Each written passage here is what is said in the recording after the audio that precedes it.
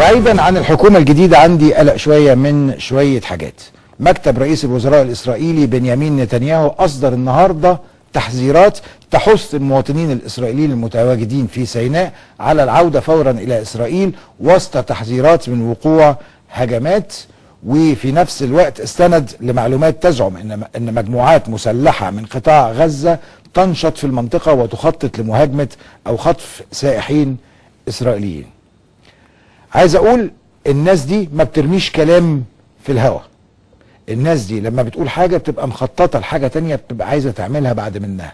لابد لقواتنا المسلحة المصرية المرابطة على الحدود او حتى قوات الشرطة او اهل السياسة والرئيس والكل اننا نحترس عندما تصدر مثل هذه التصريحات من جانب اسرائيل. فلا بد ان نكون على اقصى درجات الحذر.